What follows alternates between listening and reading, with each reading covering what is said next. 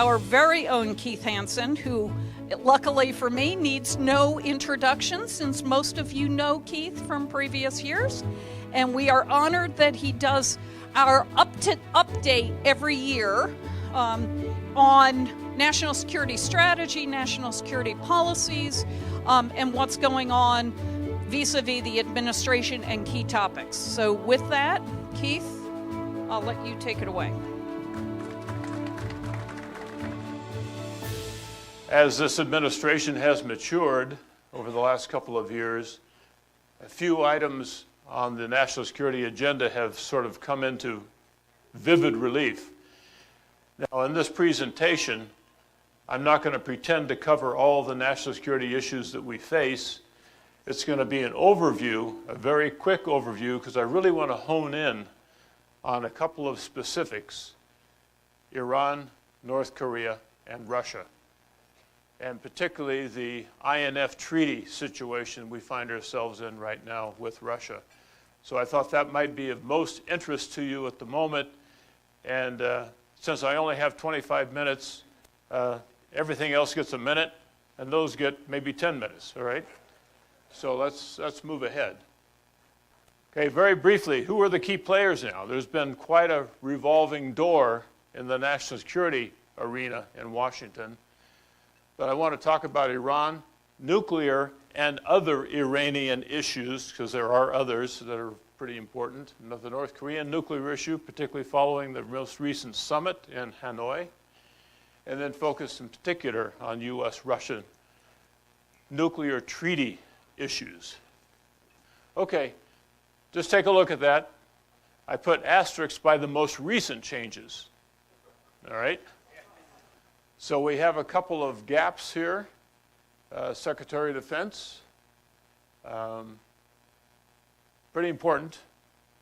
Mike Pompeo, now who's Secretary of State, was Director of Central Intelligence before he switched, seems to be a steady player. Rick Perry in Energy seems to be pretty steady. Dan Coates is Director of National Intelligence, although there have been some in the Washington press about maybe he's getting short as well. But we'll see what happens. But anyway, this is who we got at the moment. All right. Last year I mentioned to you that the administration had issued its national security strategy. The Defense Department had issued its national defense strategy, as well as its nuclear posture statement. And the Department of State, not to be left out, also issued a strategy. None of those have come out again this year.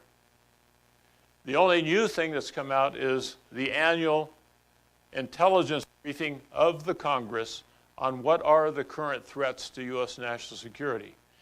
I'm not going to go in a lot of detail. This is a quick summary, basically divided into global threats and regional threats. You can see there hasn't been a lot of change. Cyber is still number one because a lot of countries are attacking the U.S. and want to attack us, influence us in different ways. And you can see the countries that are problematic at the moment. All right, let's go to Iran. You all know that last year the president pulled us out of the JCPOA, the agreement that the Obama administration had signed but not had ratified by the Senate because it wasn't a treaty, only an agreement. So what's happened? Mike Pompeo, as Secretary of State, issued his vision for where we need to go with Iran. Very important. And if you ask me a question, I'll tell you more about it, because I don't have time to talk about it. All right? Secondly, big question, is Iran committed to a nuclear weapons program, despite any agreement or any discussions that may be going on? A very critical question, all right? And I'll talk to you about that more if you ask me a question about it, because the intelligence community has commented on that issue. Meanwhile, we have these other issues going on with Iran.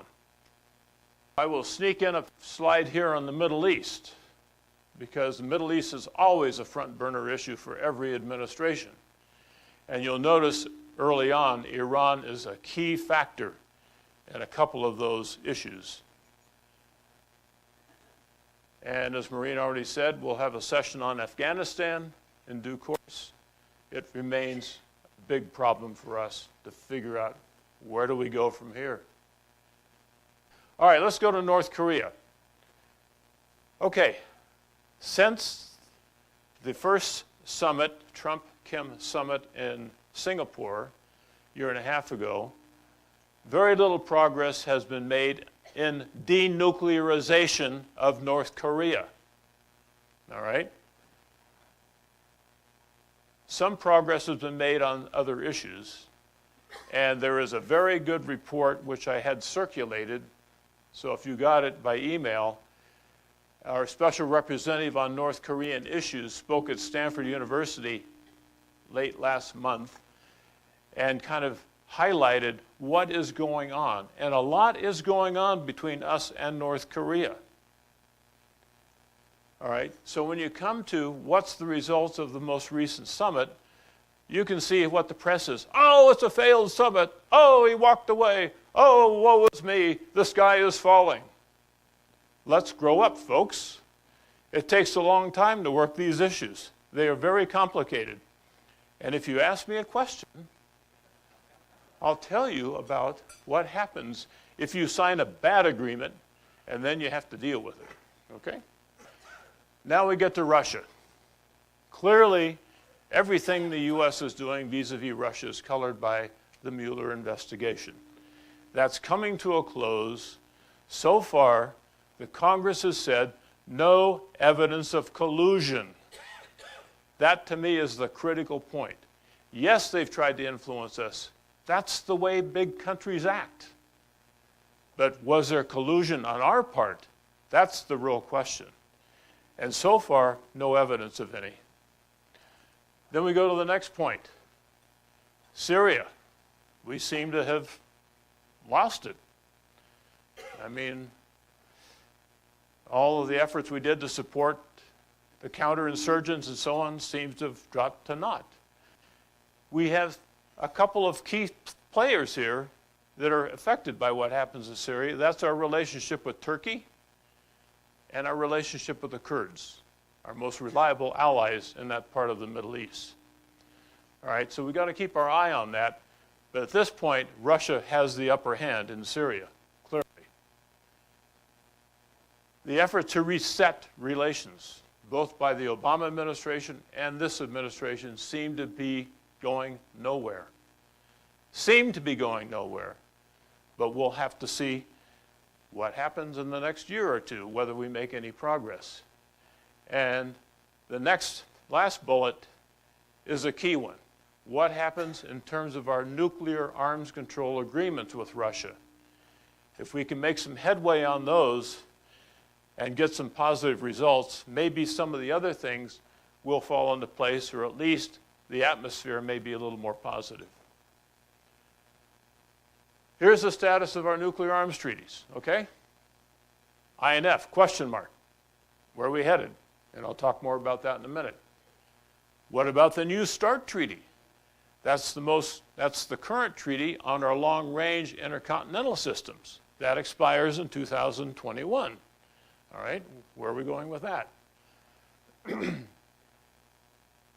Depending on those two things, what happens to the nuclear non-proliferation regime that administrations have established over the last 50 years to try to prevent the proliferation of nuclear weapons states and the proliferation of nuclear weapons stuff to terrorists and other non-state entities? And are we facing, ultimately, a new nuclear arms race? That's really the questions we need to be asking ourselves. Where are we headed? Just to recap, here's where we've come from. During the height of the Cold War, we each, the Soviet Union then, and we, the US, had 10,000 plus strategic nuclear warheads aimed at each other. A big number. But where are we today? 1,500. A big reduction. Now, for those people who will say one nuclear weapon is too many, they're never satisfied. But when, like I, who was involved in these things for 25 years negotiating with the Soviets, coming down to 1,500 is a major accomplishment. So let's be happy that our glass is at least half full.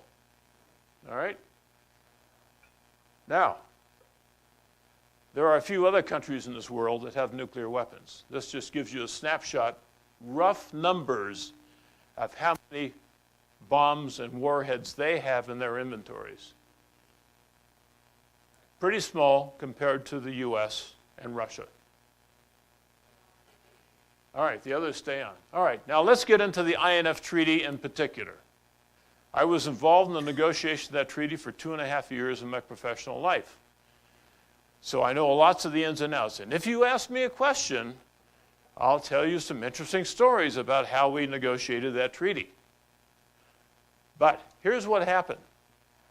In the late 70s, during the Carter administration, the Soviets decided they were going to try to decouple the US nuclear umbrella from our NATO allies. So they started to deploy the SS-20 missiles opposite NATO Europe, which meant they had the potential to strike Western Europe from deep in the interior of the Soviet Union and then challenge us to respond, which meant we would then have to launch intercontinental missiles from US territory to retaliate. You see the game they were playing.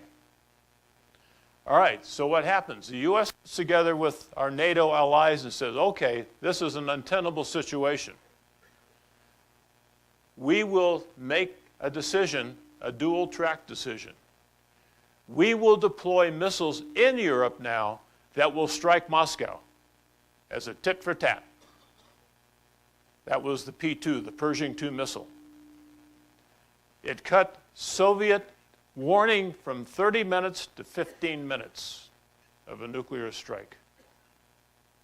Meanwhile, the President of the United States, Ronald Reagan, said, and I want to build a nuclear defense shield around the United States, SDI, Strategic Defense Initiative, which means I want to blunt any possibility the Soviets could strike us. The NATO allies says, fine, we will take the deployments of those new missiles on our territory, but you, US, have to commit to negotiate with the Soviets to get rid of the SS-20s that are causing this problem. That was the tit for tat, all right? So we began the negotiations in '82, early in the Reagan administration. They were going along for a year, 18 months, and then, per the dual track agreement, the first Pershing II missiles hit the ground in Germany, which cut Soviet warning by half. As a result, the Soviets walked out of the negotiations. All right? They were making a major push, a major political push to influence our European allied countries to walk away from the US nuclear umbrella and their NATO commitments. But the deployment told the Soviets that NATO was holding strong. And they were going to face the Soviets down on this issue. So, the Soviets walk out. About a year later, Andrei Gromyko, their foreign minister, comes with his tail behind him saying, I guess we better negotiate. Because our NATO allies had held strong, the Soviets realized walking out of negotiation was not solving their problem of getting rid of the P-2s. They better negotiate with us to do that. The negotiations resumed in '85 and were concluded in '87. Now, this INF treaty is really unique. Up to this point, we had had the SALT agreements, which capped deployments, strategic deployments, but hadn't made any reductions. And we now said we're willing to totally ban and destroy all of these intermediate range weapon systems. This was the agreement. Now, if you ask me a question about this treaty, I'll tell you another interesting story. But eventually, you can see the numbers, how many of these weapon systems we destroyed. Now, I'm talking about systems here, not just warheads, not just bombs, because we didn't destroy those. I'm talking about the launch vehicles. I'm talking about the infrastructure that supports them, and all that had to be destroyed. A big deal. This was new. We had never done anything like this before, and to make it possible, we also said we will now, for the first time ever in our negotiations, allow on-site inspections of our nuclear weapon facilities. A major breakthrough in U.S.-Soviet negotiations. So, it was a success. And it not only got rid of the missiles that could strike NATO Europe, it got on the missiles in the Asian part of the Soviet Union that could strike South Korea and Japan. And of course, China. If you ask me a question about China, I'll be happy to say something. Now, this also led to a successful START treaty, START 1, in 1991, a few years later, which incorporated the on-site inspection regime of the INF Treaty into now our intercontinental systems for the first time. We've been negotiating with the Soviets for over 20 years on our long-range intercontinental systems. Never had we agreed to have on-site inspection until this point. A major breakthrough. So the INF Treaty really accomplished a heck of a lot. It was a major breakthrough. Now, what are today's issues? Well, the Soviets, for their own national security purposes, have developed a missile, a cruise missile, long-range cruise missile, which we believe in the United States exceeds the 500-kilometer maximum range, minimum range for INF systems. INF is 500 kilometers to 5,500 kilometers, okay? No missiles are allowed in that range. But the Soviets, according to U.S. intelligence, have tested and now have deployed a system which breaks that agreement. Now, the Soviets deny it, and they have been denying it now for a number of years. They claim the missile that we're concerned about really is based on a short-range system which has a range less than 500 kilometers, whereas we believe it's based on a system, a naval system, which has a 2,000-kilometer range capability. All right? So we're at loggerheads on that. That's the issue. Meanwhile, the Soviets say, well, you guys, i.e. U.S. and NATO, you're deploying your tactical, you call it tactical defense missile systems in Europe, including in places like Romania and Poland, which used to be part of our group, right? And now they're on our border. We don't like that. And we assert that those missiles have enough range to hit Moscow. We deny that. All right? Okay. Now there's much going on here. What about China? Anybody concerned about China? Now you notice in this presentation, China wasn't one of the key countries I chose to talk about, because we don't particularly have any arms control issues with China because we have no arms control agreements with China. If you ask me a question about China, I'll be happy to answer it. Okay? So, China is unconstrained. Is that of concern to Russia? Yeah. Is it a concern of ours?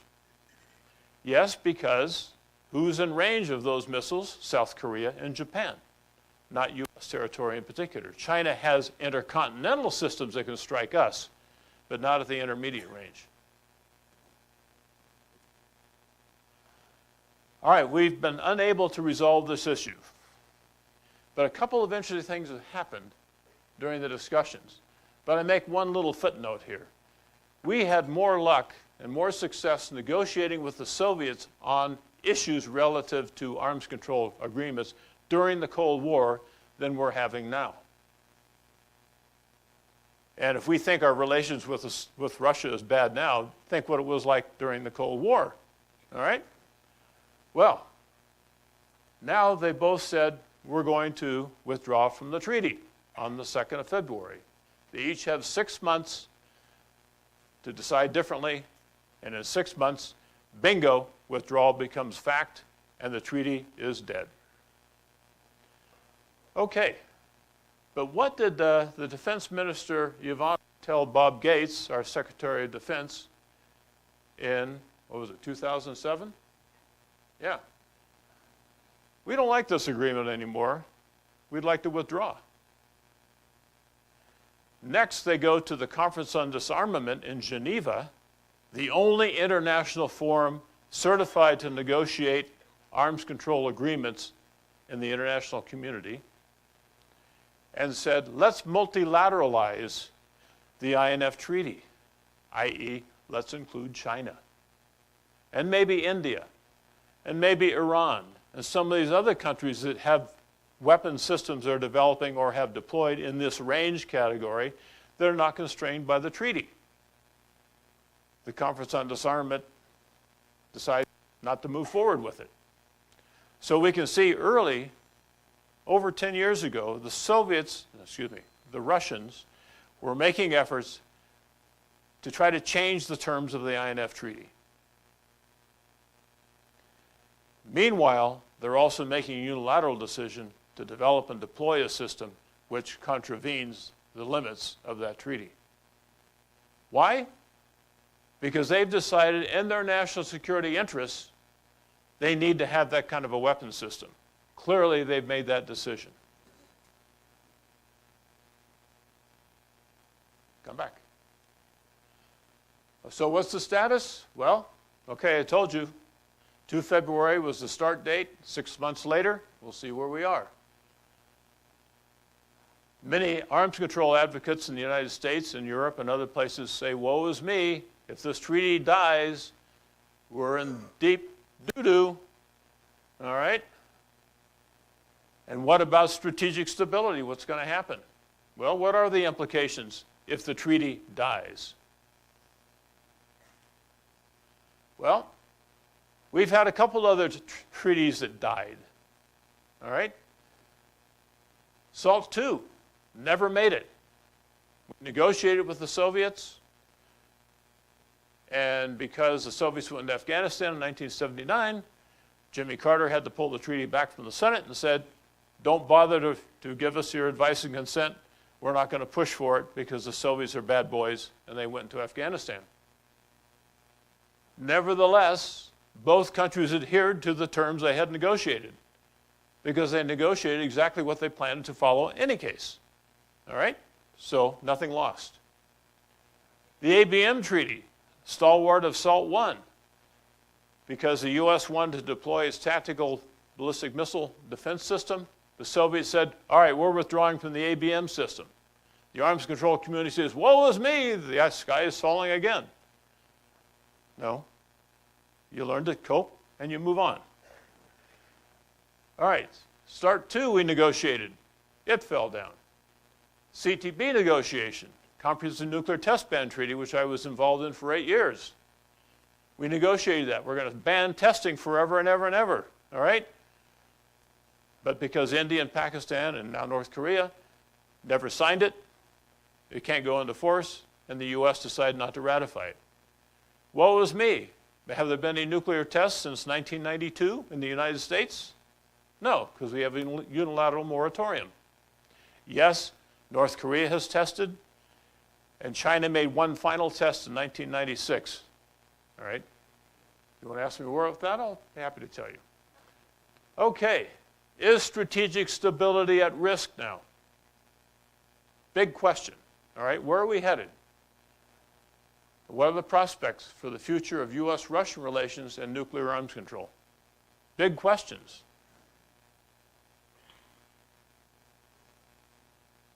The fate of the New START Treaty is on the line. It is related. It expires in 2021.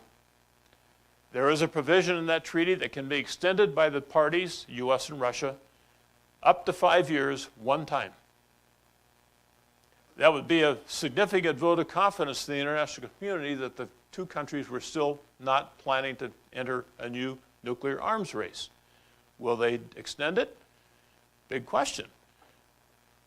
The U.S. is considering it, so are the Russians. But there hasn't been any real discussion of it yet that we're aware of because they're still dealing with the INF treaty issues. So what if this treaty also lapses?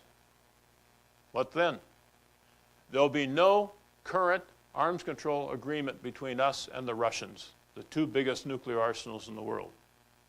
Is that significant? Yeah. For somebody who spent his career negotiating, yeah, it's too bad, right? Okay, what are my conclusions? Well, hardball's being played, okay, to use an American baseball term. All right, Putin's a hard-nosed guy, Trump's a hard-nosed guy, all right? Both are being tough on this. I mean, Putin even said, you want another missile crisis, Cuban missile crisis? Okay, we'll obligate you on that. That's fine, no problem. We'll deal with it.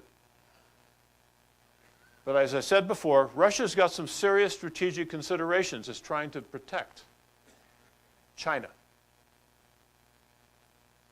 and others. NATO is not a threat to Russia. South Korea and Japan are not a threat to Russia. But the Russians feel without having a weapon system of that type, they are not able to match the threats that they see to their country. And they're really ticked off because of our missile defense systems on their borders in Europe. They've been yapping at us for years about this, and we tell them, stuff it. You know, these countries are now part of NATO. They don't trust you. They've asked us to deploy these things to protect them from you. Well, the Russians don't want to hear that. But we've got our own problems. You know, Russian mucking around our elections, cyber warfare, and so on. As I said, the Mueller investigation overshadows the whole U.S.-Russian relationship. Are we willing to deploy new missiles in Europe again, as we did in the 80s, to counter what the Soviets are doing? What are the odds? I say almost nil. Are we willing to fund it? Are the Europeans willing to accept it? Probably not. They want us to negotiate the problem away. So here we are again, sort of a pre-INF situation. So what should we do?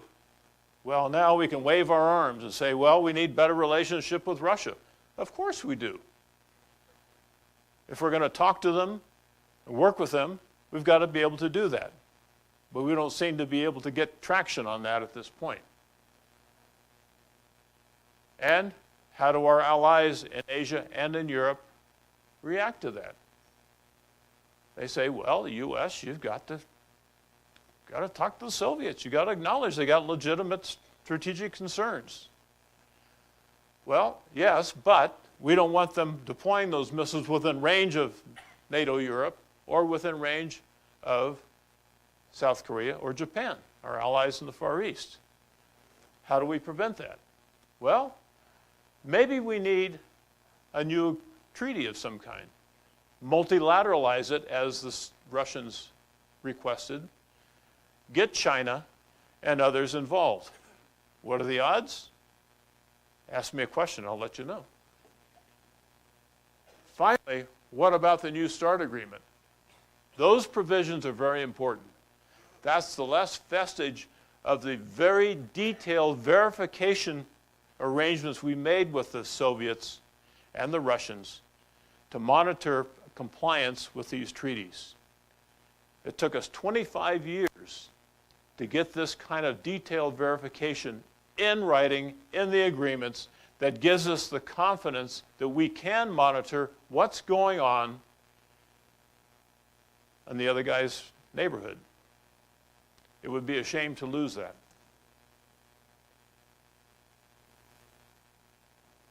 Your thoughts and questions? Am I within 25 minutes? Okay. All right. So kudos to a member of the audience who came so prepared to this talk that I got typed questions taped to a 3x5 card. Pretty good, huh?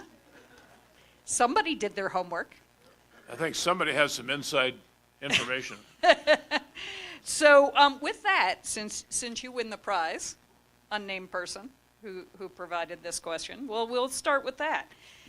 So as you look at, you gave insights into the treaty negotiations, the INF, the START, all of the treaties. Let's step back and talk about what this really means for the U.S. nuclear weapons arsenal itself. And so I have a few questions on that, but I'll start with the very thoughtful question that asks a very specific question about retrofitting the W-76. So for those of you who don't know, the W-76 is a warhead in our arsenal, and there has been talk in the U.S. nuclear programs of retrofitting that to be a submarine-launched ballistic missile. It has a very low yield, somewhere around 5 kilotons, and as a result, it has been called a usable nuke, which scares most of us to death. Is talk like that about changing our arsenal, retrofitting our current warheads, building something that could be implied to be INF non-compliant, is that destabilizing the agreements, or is it strengthening our hand? Depends on who you are and what you think, obviously. But SLBMs are not INF range systems. They are intercontinental systems, okay? So they're a different category. Keep in mind that as technology advances, we continue in our nuclear weapons structure to find different ways of achieving the military objective, which is how do you kill targets with least amount of collateral damage. The weapons we choose to deploy and to target depends on the target that we're after. As technology has advanced and we've gotten increased accuracy on our missile systems, the guidance systems, all that technology, we can take out a target with less yield than we used to have to use, because you can get within the bullseye of the target and destroy it with much less force than it would have taken otherwise. So it seems to me it's a reasonable thing to consider. If that's the best warhead to put on a missile for the target set it's aimed at, then yes, do it. Because you have to remember that once you use nuclear warheads, nuclear weapons in conflict, you've lost the conflict. It's over. So these weapons are really not war-fighting weapons. They're deterrent weapons. They're to tell the other guy, don't you dare do something, because we have the capacity to obliterate you. So nuclear warheads are not meant to be used in warfare, except as a last resort. That's why Israel, that's why South Africa had them at one time. Because if their existence was at stake, they were going to take you down with them. I hope that helps. Excellent. Thank you. So we have a few more Stump the Keith questions here. Let's move from the United States, I'll come back to the United States policies and arsenal issues. But I'm going to focus on a few other questions you pulled the thread on. Of course, DPRK, North Korea, okay? You touched on maybe it wasn't the end of the world that the current, or the previous summit, most recent summit, fell apart. You also mentioned in your talk that there has been no indication that North Korea has been serious about denuclearizing. Are they really going to denuclearize? And if they are, then what's all this bluster going on in the press right now about the rebuilding of the ballistic missile testing sites? Do we trust them? Are we being played? Where do we stand on that? And does it really matter to the rest of our negotiations on strategic nuclear or intermediate nuclear issues? Okay.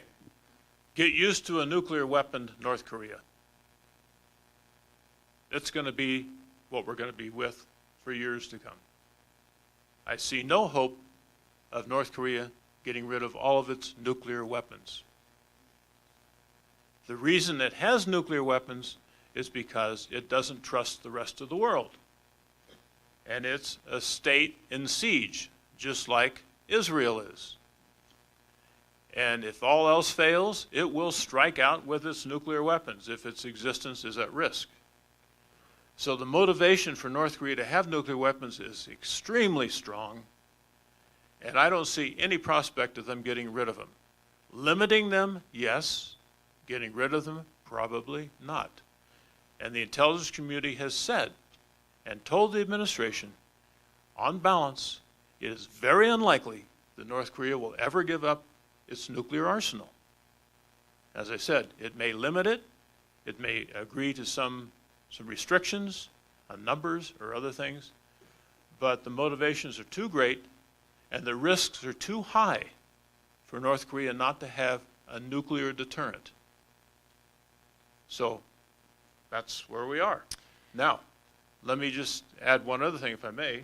Mm-hmm. May not preempt your point there.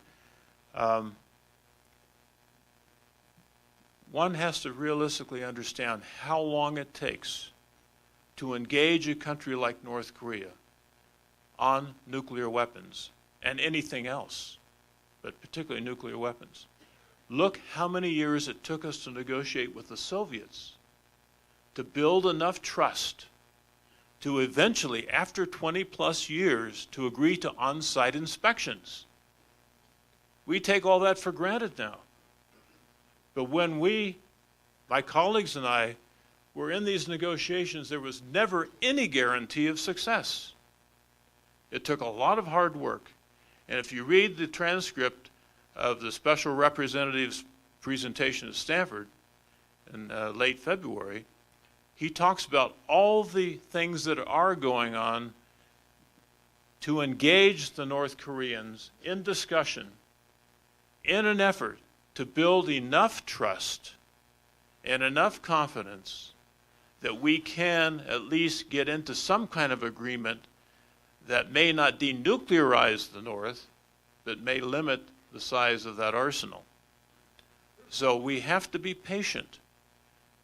Nuclear arms negotiations are not sprints. They are marathons. And there's a lot of details, particularly when you get to verification. And this is where the rub is all the time, verification. How transparent is a country willing to allow itself to be in order to be a party to this agreement?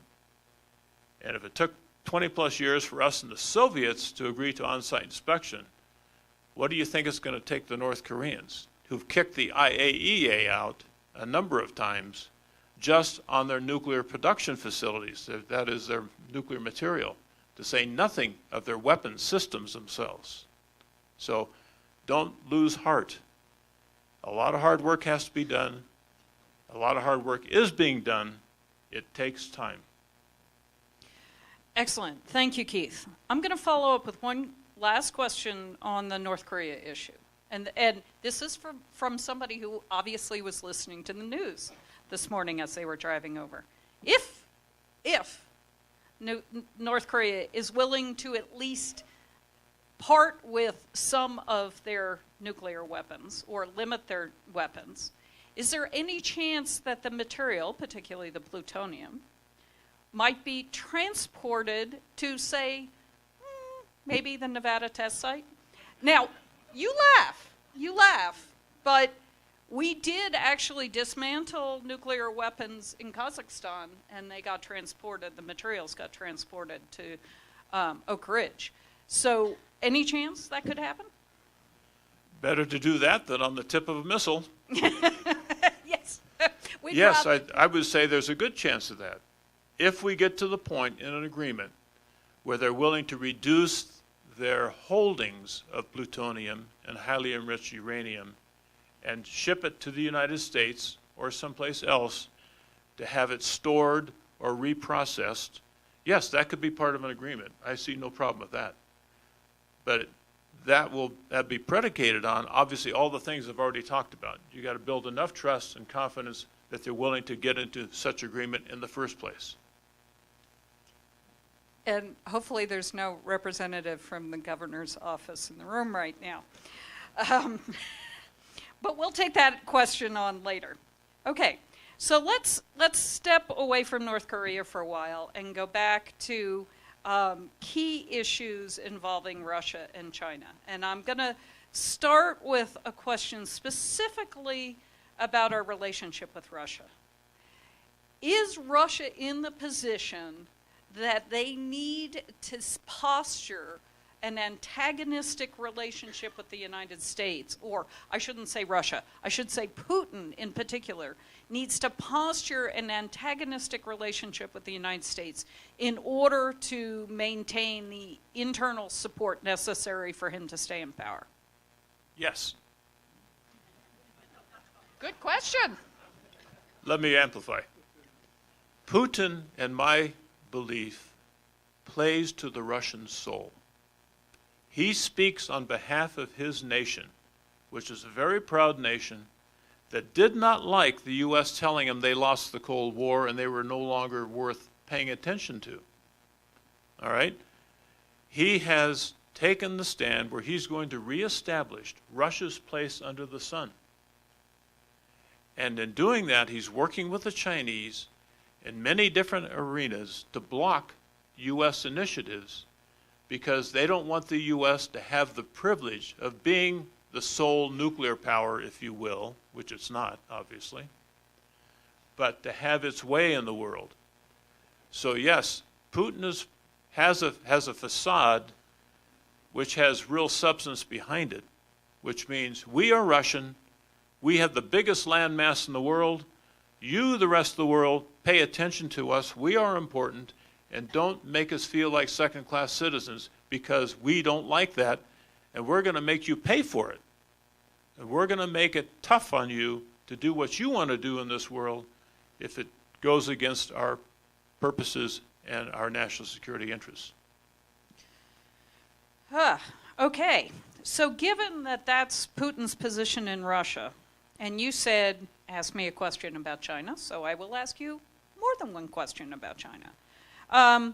You specifically said that Russia wanted and proposed back in 2007 the concept of potentially multilateralizing the INF Treaty.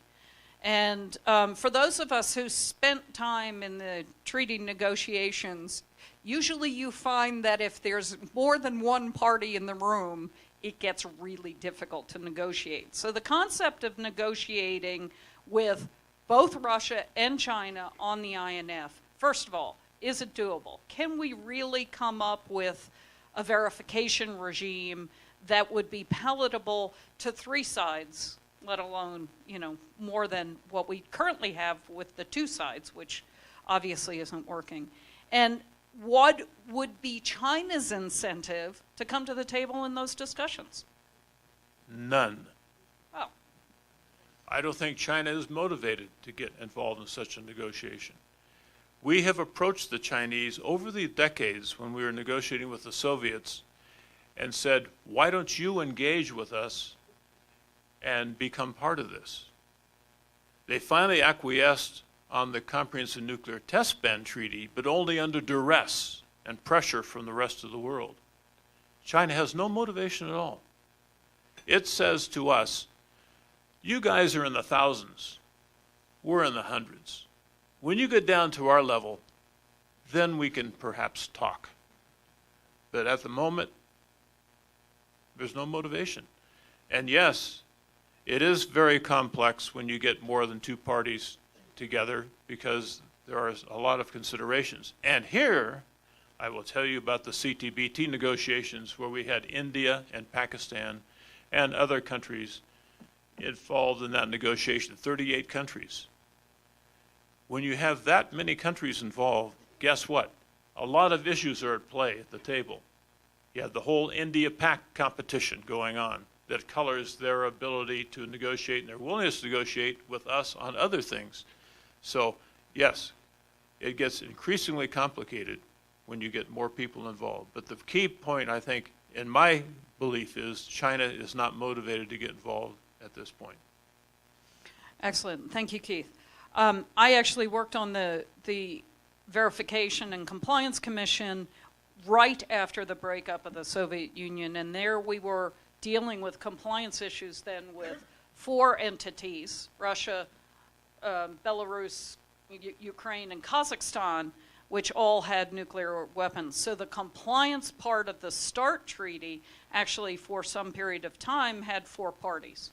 And you'll recall that the Ukrainians were the last ones to be willing to give up the nuclear weapons they had based in their territory because they didn't trust the Russians. That's right. And right. They trusted us. They trusted us, unfortunately. And what have we done to help them? Not much.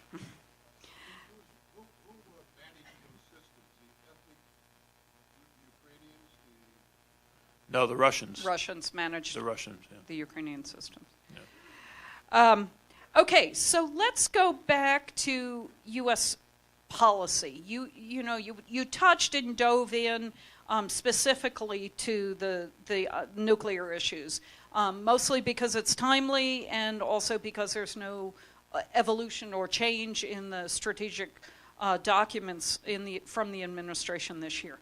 But in general, when you look at national security policy for the United States, how do we square the concept that the U.S. has presented itself to the world as the world's policeman? Some people like that, some people don't like that. But how do you square being a force for good in the world, i.e. the world's policeman, with the inclination to withdraw or present a more isolationist posture? As we say, we're pulling out of Syria, we're pulling out of Afghanistan, we're walking away from or stepping back from negotiations in the Middle East. I'm confused. Which are we? The world is confused. The world hates us when we're engaged, and they hate us when we don't engage. We can't win. I mean, you saw this in the Balkans. We made a decision in the 90s, don't get involved in the Balkans. Let the Europeans solve their own problem. They were unable to, so we had to come in and bail them out, if you will. And then they yap at us because we bailed them out. I mean, it's an unbelievable thing. So it's one of those situations where we have a sort of a no-win situation. We have to do what's best for the United States, however we discern that to be, and let the rest of the world just adjust to it. Okay, so we'll just stay confused for a while. That's okay. I can live with confusion. Sometimes certainty is not so good. Speaking of confusion, going back to the previous administration, and this happened sort of towards the end of the Obama administration, and there was, and it happened somewhat quietly. President Obama proposed, close to $1 trillion over 30 years invested in the stockpile stewardship program, really maintaining our nuclear programs, investing in the science, doing what is necessary. And many of you who were here in December heard Dave Feather talk about the non-nuclear test programs that we use to support stockpile stewardship. What's going to happen with that? I mean, it's sort of left, it's been at a low level and nobody was paying much attention to it, but now with the change in the House, do you think there's a chance that that will be reversed, or is it just going to stay in the Department of Energy budgets and nobody's going to pay attention to it for the next few years? I wish I knew. The point is, as long as we have a nuclear arsenal and we determine we need a nuclear arsenal, independent of how large it is, we need to have a stockpile stewardship program. We have to be able to maintain the reliability and the safety of the weapon systems we have in the force. It's, I guess, a little bit unrealistic to think that we can just put our heads in the sand and not worry about it. But if we have a credible nuclear deterrent, we have to maintain its credibility.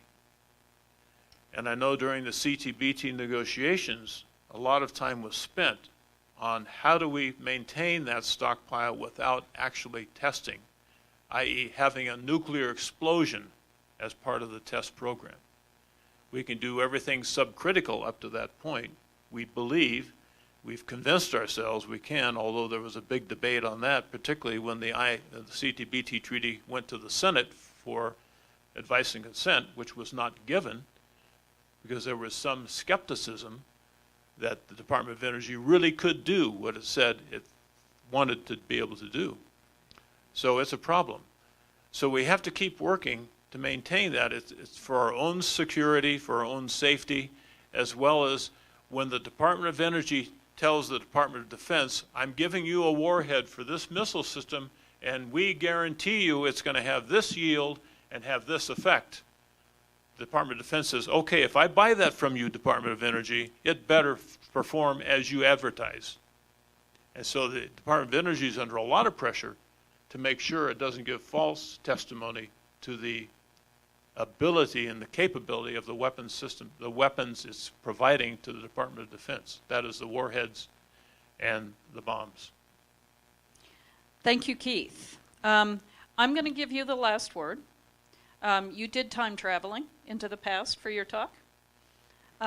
Last word, 30 seconds. Time travel to this point next year. What will you be talking about? Iran, North Korea, Russia.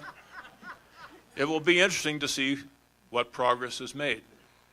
I believe progress will be made. I'm most skeptical about Iran. I didn't mention to you, but you ought to read, if you're interested, Mike Pompeo's vision for how we should move forward with Iran. And it means Iran has to do a lot of things that are unacceptable to the current leadership in Iran, clearly. So I see the least amount of headway probably dealing with Iran. I just hope that Iran has not successfully hidden its nuclear weapon activities so that one day we wake up and there's a nuclear explosion somewhere out in the hinterland of Iran. It's very possible, and I would not be surprised. I hope it doesn't happen. I think with North Korea, as long as we keep working the problem, we may get somewhere, not denuclearization of the peninsula, but we may get some way of agreeing that we can live with a nuclear weaponized North Korea as long as it's under some constraints and good verification. That's critical, because there are bad treaties, and bad treaties are worse than no treaty. And one of the key elements of a bad treaty is bad, weak verification. Because you're there because you can't trust them. Trust but verify. Remember that statement by Ronald Reagan? Yeah, you trust somewhat, but you better be able to verify. And when we go to the Senate with a treaty, and we in the intelligence community say, we certify to you that we can catch cheating before it becomes strategically significant to us. That's as good as we're going to get it. But that takes a heck of a lot of work to get the other side to cooperate with us to make sure that they're willing to allow the kinds of intrusive inspections and verification using all means, our national technical means, read spy satellites, et cetera, and on-site inspections. If you look at the START 1 treaty as an example, look at the amount of pages in that treaty that deal with verification. It's horrendous. Most of it. We provide data, confidence building measures, all kinds of stuff.